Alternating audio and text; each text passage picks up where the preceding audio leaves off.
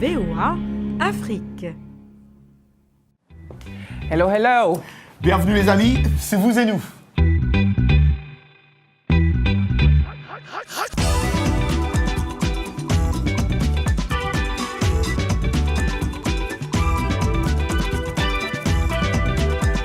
Et cette semaine, nous parlerons de la vie d'immigrés aux États-Unis. Toujours ici aux États-Unis, nous allons rencontrer quelques membres du Mandela Washington Fellowship, ou YALI. Et puis, pardon, j'ai failli t'interrompre, on verra comment le piercing s'est imposé progressivement comme un accessoire à la mode presque ordinaire. Voilà. On l'appelle la Queen of Golf ou la reine du golf et elle a de grandes ambitions pour son pays natal, le Nigeria. C'est dans cette émission. C'est dans cette émission et nulle part ailleurs. Mais tout d'abord, Rodj, parlons YALI. YALI, très important YALI. Alors, ici à Washington, Anna, le programme YALI, Young African Leaders Initiative, a été lancé en 2010 par le président Barack Obama pour encourager les jeunes leaders africains dans la mise en place des projets favorisant le développement du continent et pour promouvoir la bonne gouvernance et contribuer à la solidification de la démocratie et au maintien de la paix. Dili Diko et Blanche Chanou sont allés à la rencontre des participants du Mandela Fellowship 2017 à Williamsburg, en Virginie. Est-ce que tu savais que c'était en Virginie? Non. D'accord, c'est bon. Sur le campus de l'université William & Mary, dans la ville coloniale de Williamsburg, 25 jeunes leaders venus des 4 coins de l'Afrique francophone et anglophone se rencontrent pour échanger et partager leurs expériences. Actuellement, au Burkina Faso, je suis en train de travailler sur une organisation qu'on appelle Femmes Actives pour le développement durable. C'est une organisation que j'ai cofondée avec d'autres jeunes passionnés du Burkina Faso. Durant 6 semaines ponctuées de modules, de travaux en groupe, d'enseignements théoriques mais aussi techniques et de rencontres avec des professionnels américains, les YALI ont eu l'opportunité de développer leurs compétences et d'acquérir de nouvelles connaissances applicables sur le terrain.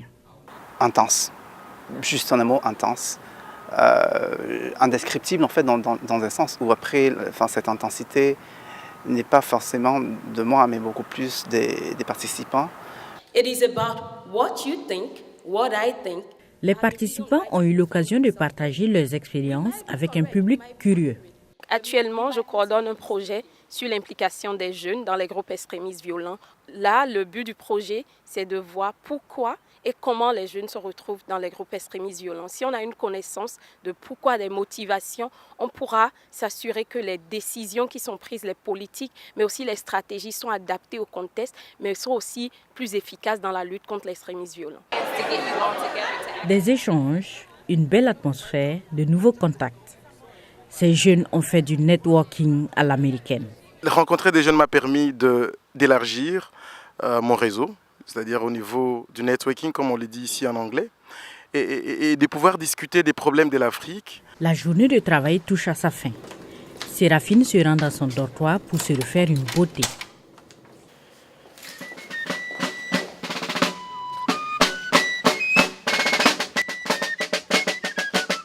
Une parade aux airs officielle mène les YALI à la cérémonie de clôture du programme.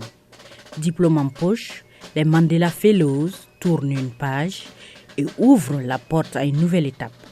Un séjour tout aussi enrichissant dans la capitale américaine.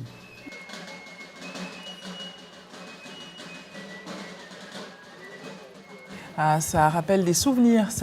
Mes premiers YALI, c'était l'année dernière, tu sais, on les a vus arriver. Wow. Il y en avait une belle flopée et c'était vraiment très touchant de voir tous ces talents venus de tous les continents. Oui, absolument. Absolument. Ouais, très dynamique et comme ils le sont tous. Et je crois que c'est vraiment très américain cette manière de mettre en avant les talents qui ne sont pas nécessairement américains. Exactement.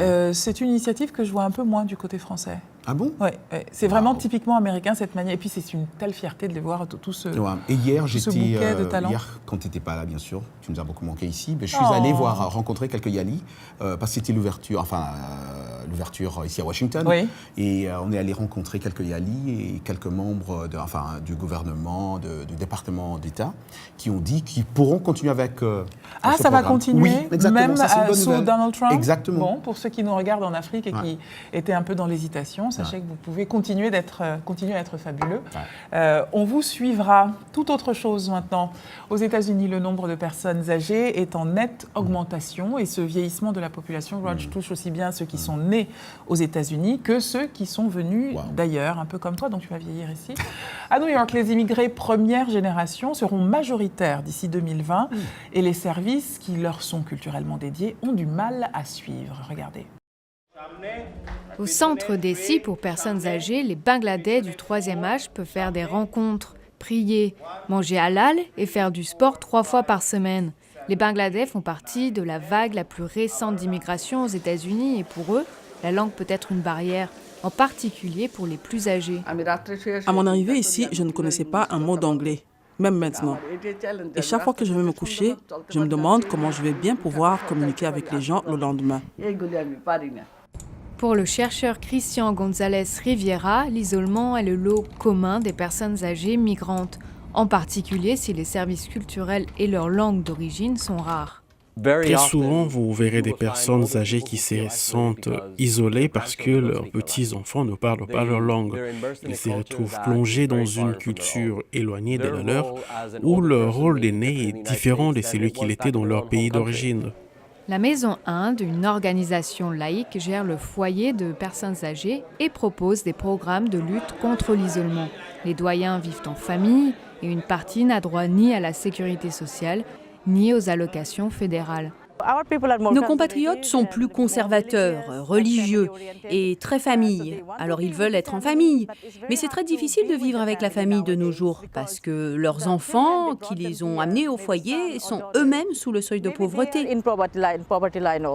L'isolement social est chose commune pour ceux qui sont là depuis fort longtemps, comme les chats, arrivés d'Inde il y a 25 ans et maintenant citoyens américains.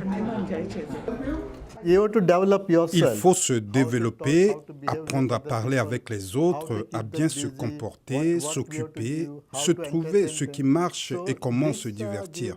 Ça vous donne l'occasion de montrer votre talent aux autres. Les chats ajoutent que pour rester heureux, il faut être en bonne santé et rester occupé.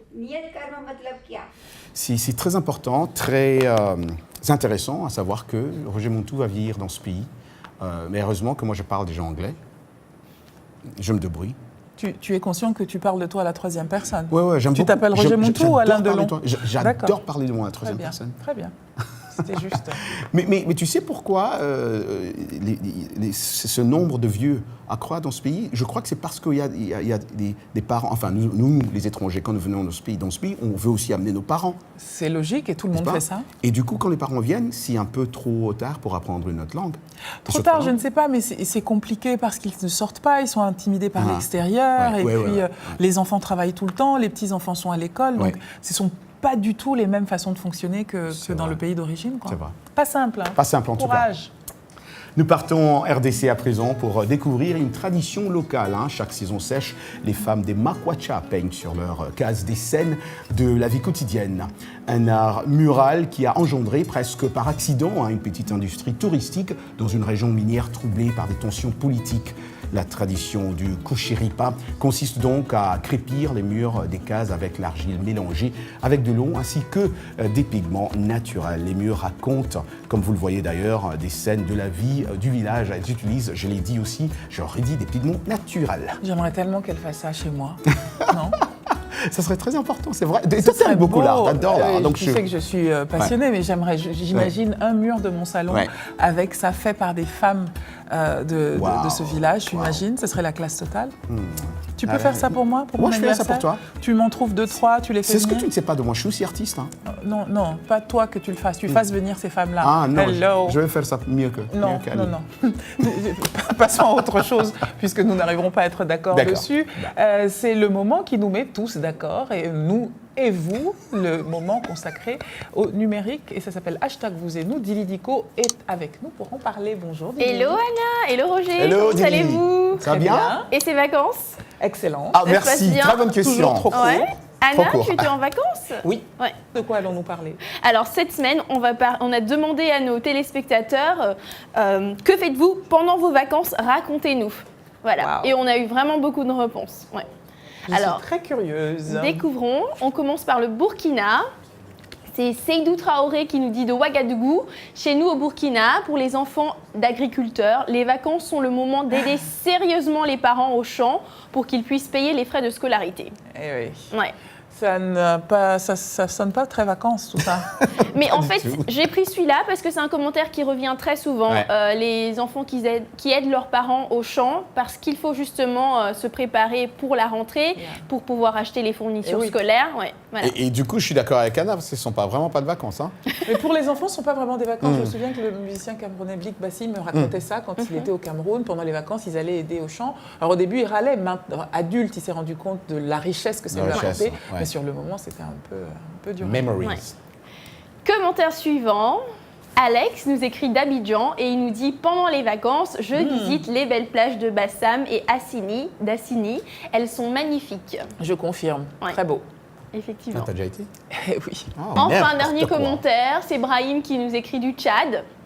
Il nous dit « Pendant les vacances, je consacre presque tout mon temps à lire car la littérature est ma passion. Parfois, pour me distraire, je rends visite à mes camarades de classe. Nous parlons des études, des problèmes sociopolitiques, économiques et culturels de mon pays et de l'Afrique. » Un télo. Alors, voilà. Alors, on va découvrir le top 3 des lois les plus insolites aux États-Unis. Et on commence par la Pennsylvanie. Et savais-tu qu'en Pennsylvanie, il est illégal d'attacher un billet d'argent en fait, à une ficelle ou à une corde et de le tirer vers soi lorsque quelqu'un essaye de le prendre ? Ça tombe bien, je n'avais pas prévu de le faire, mais non, je ne le savais pas. Mais en fait, c'est comme si on ramassait, on voyait de l'argent dans la rue et qu'on se disait, tiens, je vais prendre le billet. Et à ce moment-là, il y a quelqu'un qui tire le billet avec une ficelle. Et je me demande qui est-ce qui a pensé à une loi comme ça s'il n'y avait pas eu de précédent. Qui ferait même ça ? Moi, c'est ce que je me pose comme question. Des petits farceurs, moi je te vois bien faire ça, Roger. J'ai hâte de voir la deuxième loi. Alors, la deuxième, au Kentucky, il est interdit de se promener avec des cornets de glace dans les poches. Ça, c'est pour Roger Montou. Voilà, exactement. C'est pour Roger parce que je suis sûre qu'il fait ça pendant les vacances. Ah oui, ça c'est sûr. Et enfin, la troisième loi aux États-Unis. Dans le Vermont, une femme n'a pas le droit d'avoir de fausses dents sans la permission de son mari. Ça, j'adore. Bien sûr. Tu viens chez moi, chérie, est-ce que je peux avoir les dents ? Laisse-moi réfléchir, laisse-moi dormir d'abord, et puis quand je me réveille, on va en parler. Tu préfères qu'elle soit sans dents ? Mais écoute, c'est où ça ? Dans le Vermont. Dans le Vermont. Je déménage. Voilà. Merci Dili. Rendez-vous la semaine prochaine. Et l'adresse de Dili Dico, vous la connaissez. Tu m'as fait peur, là. Je croyais que c'était la fin de l'émission. C'est la même que celle de vous et nous. C'est voaafrique.com, rubrique Vous et nous. Alors, j'ai fait peur à Roger Montou parce qu'il pensait qu'on partait. On part effectivement, mais pour 2 minutes seulement. De l'autre côté de la pause, l'Anglais Express avec Michel Joseph. Du piercing, une reine du golf d'origine nigériane et notre nouvelle rubrique sport. À tout à l'heure.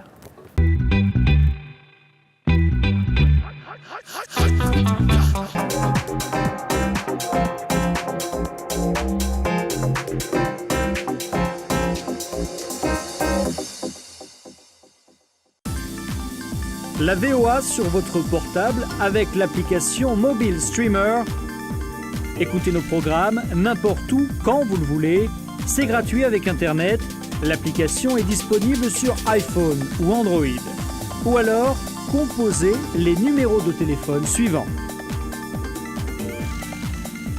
VOA Afrique, 24 heures sur 24, sur votre portable.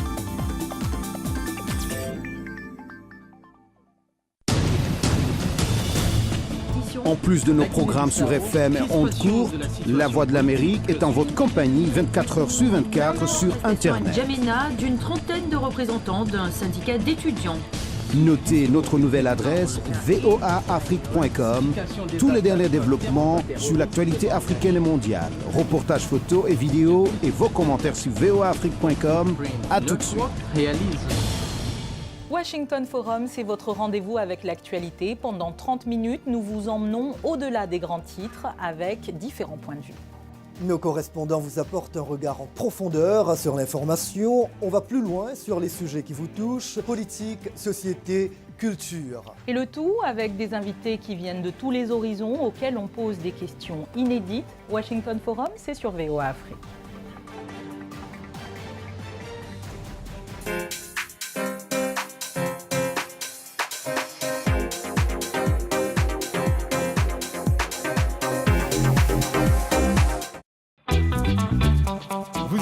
part 2 English Time et ici, comme d'habitude, avec Michel Joseph. Hello, Mich. Hello, Michel. Bonjour, hello. Bonjour tout le monde.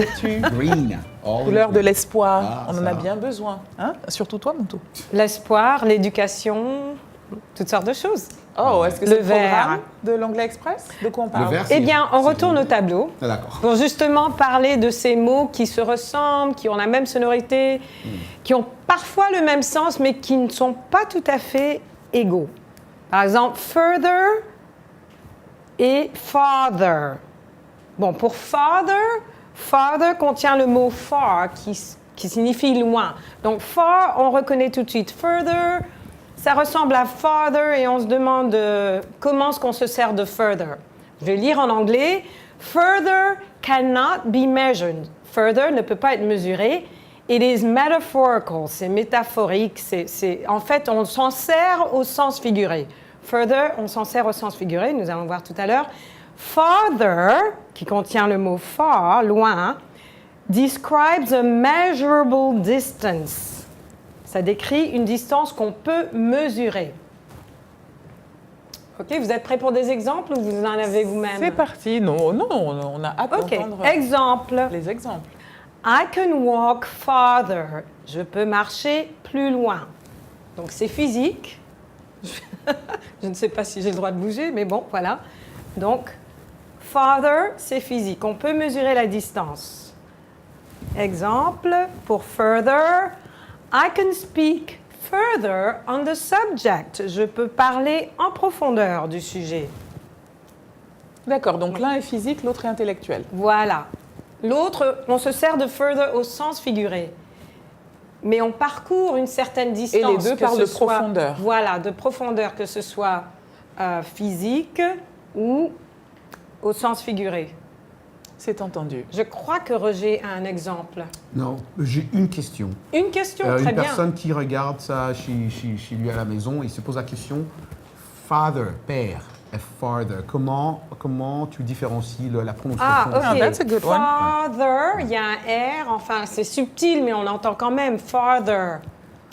Et father, c'est compliqué quand on est C'est très compliqué, mais c'est le contexte. C'est le contexte. Ouais. On ne dira pas I can walk farther. C'est-à-dire, dans le contexte, on comprend que ça veut dire qu'on va plus loin. Far. La prononciation est presque alors la même. Oui, par exemple, I have a father, j'ai un père, et on ne dira pas I have a father. Ouais, le contexte. Ouais. Tout est dans le contexte. Tout est dans le contexte. C'est pour ça que j'en parle. Merci Michel Exactement. Joseph. Rendez-vous sur www.voaafrique.com. On laisse Michel Joseph et l'anglais pour nous intéresser à un phénomène de société. Piercing au nombril, au septum, sur la langue, la tendance à le vent en poupe. Roger fait la grimace. Pourtant, il n'y a pas si longtemps, 2 ou 3 boucles d'oreilles étaient plus que suffisantes, voire déjà scandaleuses. Aujourd'hui, le body art est devenu pour beaucoup un simple accessoire de mode. Rita Graves a repoussé les limites de cet art. Je ne vous en dis pas plus. Je vous laisse regarder et écouter son histoire qu'elle a racontée à Arzuma Compaoré. C'est dans les rues de Washington, D.C. que nous rencontrons Rita Graves pour la première fois. Et nous ne sommes pas les seuls à remarquer son look unique. Elle nous explique que son choix de recouvrir son visage de piercing n'est pas venu par hasard. Après avoir découvert que j'étais malade, je me suis dit que je voulais faire quelque chose d'original. J'ai opté pour les piercings et les tatouages. J'aime le regard que les gens portent sur moi, les questions qu'ils me posent. C'est excitant. Ils voient quelque chose qu'ils n'ont jamais vu et moi je réponds à des questions imprévisibles. J'en ai un là, un autre là, ici, là, encore ici, là. J'en ai 12 au total. Les boucles ont 2 boules. L'une d'elles se dévisse et je peux juste retirer la boucle. Son nouveau look, Rita a dû dépenser $40 pour chacun des 12 piercings qu'elle s'est offert, et cela malgré les recommandations de son docteur. Les médecins m'ont suggéré de ne rien ajouter à cause du cancer. Mais je veux le faire juste pour voir. Il y a d'autres endroits où je peux en mettre, sur le côté de mon cou ou sur la gorge. Je pense que ça pourrait tenir.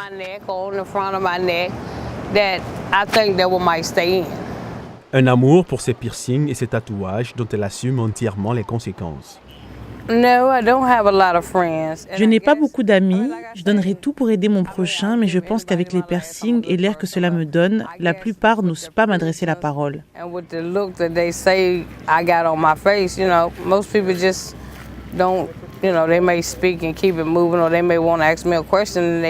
ne peut pas toujours juger un livre par sa couverture.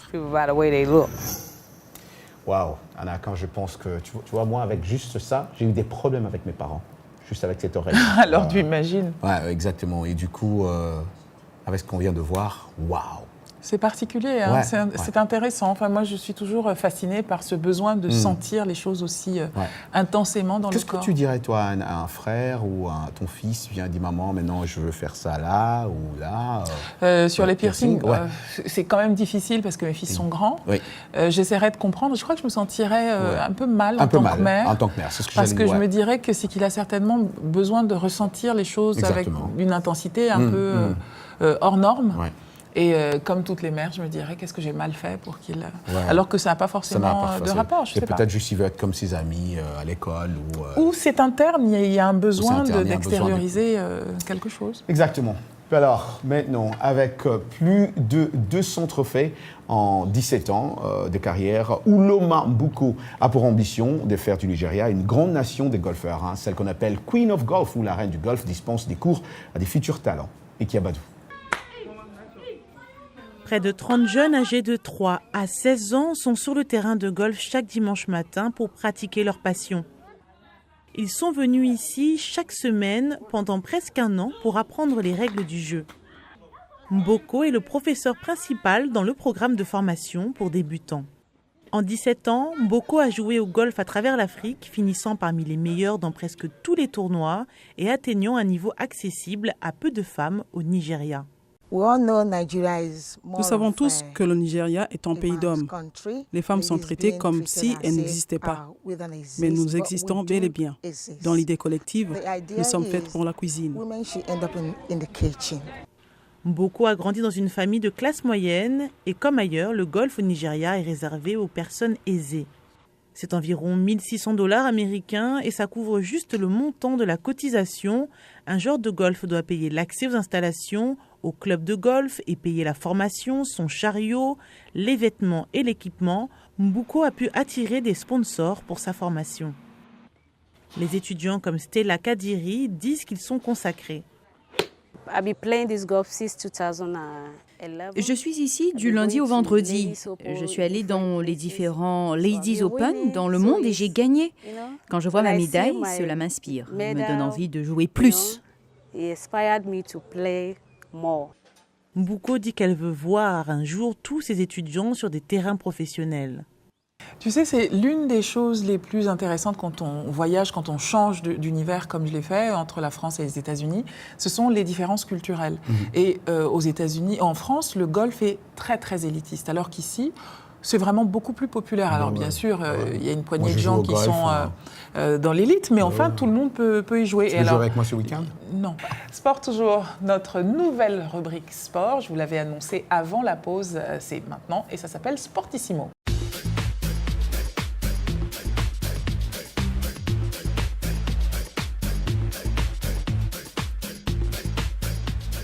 Nouvelle rubrique, nouveau contributeur, il s'appelle Yacouba Ouedraogo. Bonjour Yacouba. Bonjour Anna. Ça veut dire bonsoir ? Oui, j'allais dire bonsoir. C'est vrai que ça dépend de... Parce que tu es le jour et la nuit pour moi. Oh, ça Bienvenue d'abord. Merci. On est vraiment ravis que tu sois là parce que, bon, entre Roger, sportif du dimanche, et moi, pas sportif du tout, il fallait qu'on trouve... Basketteur professionnel, elle allait dire. Oui, voilà, Basketteur ou pas. professionnel. Voilà, on avait besoin quand même de savoir comment le sport évoluait, notamment sur le continent. Et c'est toi qui vas nous apporter ces informations. C'est formidable. On commence par quoi ? Alors, pour cette première édition du Sportissimo dans Vous et nous allons parler du sport le plus populaire ici aux États-Unis, le football américain. OK. Vous connaissez Anna ? Un peu. Très peu. Moi, je connais beaucoup. D'ailleurs, elle ne t'a pas bien expliqué ça. Quand Anna venait d'arriver aux États-Unis, elle m'a demandé, mais Roger, c'est quoi ce sport? Et ça m'a pris 2 heures pour que je puisse expliquer. Elle n'est pas la seule. Alors, pour ceux aussi qui ne connaissent pas, comme Anna, c'est ceci. Because Jim, you've seen him, you watch him, he makes his decisions fast, and it is full steam ahead for Lucky Whitehead. He is an excellent Alors, returner. nous allons parler en particulier d'un joueur de ce football américain-là, un joueur de l'équipe de Ravens de Baltimore, qui a décidé, à l'âge de 26 ans, de mettre fin à sa carrière. Waouh! 26 ans. À 26 ans. Et qui ferait ça et pourquoi? Alors, il a quitté le terrain d'entraînement le jeudi passé, sans dire mot, il rentre chez lui et puis bon, voilà. Il publie normal, il publie un communiqué après, il dit bon, je mets fin à ma carrière de footballeur professionnel du football américain. Waouh! Et tout de suite, bien sûr, ça crée le tollé. Et ce qu'on ne savait pas aussi, ou encore ce qu'on sait de lui, pour la plupart de ceux qui s'intéressent à ce football américain-là, c'est que c'est en plus un surdoué de mathématiques, un génie d'ailleurs. Il a tout, quoi, la tête et les jambes. Voilà, il a tout et donc il peut décider à tout moment de mettre fin à une carrière et puis poursuivre une autre, quoi. À présent, nous allons traverser l'Atlantique pour parler d'un sportif africain. Si je dis Abedi Pelé, ça te dit, Roger? Beaucoup. Ça te dit Abedi Pelé? Oui, de loin. Moi, je pense plutôt appeler le joueur brésilien, mais je sais que Abedi Pelé existe, oui. C'est tout ce que je sais d'ailleurs. Le Pelé africain, c'est comme ça on l'appelle, pas le brésilien, l'ancien international ghanéen. Abedi Pelé, 52 ans, 33 buts en 73 sélections, Ballon d'Or africain 91, 92 et 93, vainqueur de la Ligue des Champions en 93 avec le club français de Marseille. C'est la seule Ligue des Champions d'ailleurs que Marseille a remportée jusque-là. Alors qu'est-ce qu'il devient, Abedi Pelé? Alors, la question lui a été posée la semaine dernière par un journaliste et voici sa réponse. Je vais le citer. Il dit « Je suis président, entraîneur, sponsor et relations publiques du club de Nania. C'est en 2e division ghanéenne. Et ce n'est pas tout. Abedi Pelé est en même temps agent de joueur de ces 3 garçons footballeurs. C'est un businessman. Il est copropriétaire d'une banque de microcrédit au Ghana et de 2 casinos. Wow. En tout cas, merci beaucoup. En tout cas, Yakou, merci. C'est moi qui vous remercie. Rendez-vous le mois prochain, c'est une rubrique mensuelle pour commencer. Je serai encore là avec assez d'énergie, assez de plaisir, bien sûr. Ben voilà, merci beaucoup, Yacouba.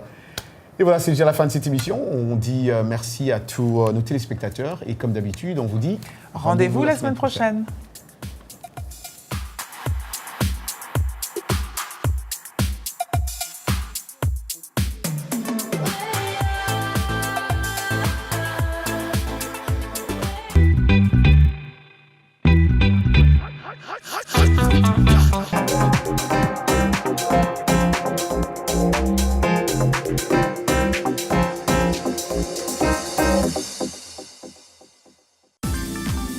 La VOA sur votre portable avec l'application Mobile Streamer. Écoutez nos programmes n'importe où, quand vous le voulez. C'est gratuit avec Internet. L'application est disponible sur iPhone ou Android. Ou alors, composez les numéros de téléphone suivants. VOA Afrique, 24 heures sur 24, sur votre portable.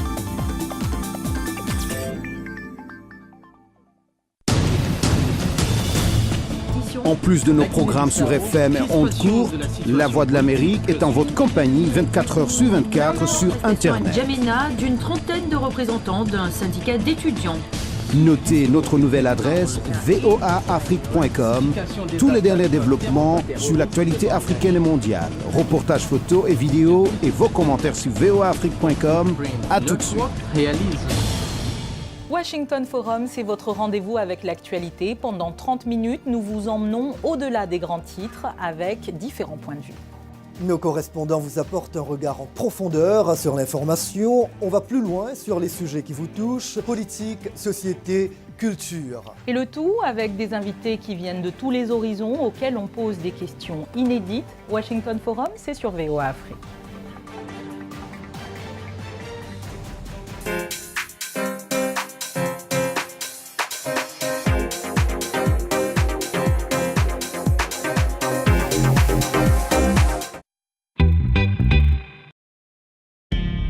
VOA Afrique.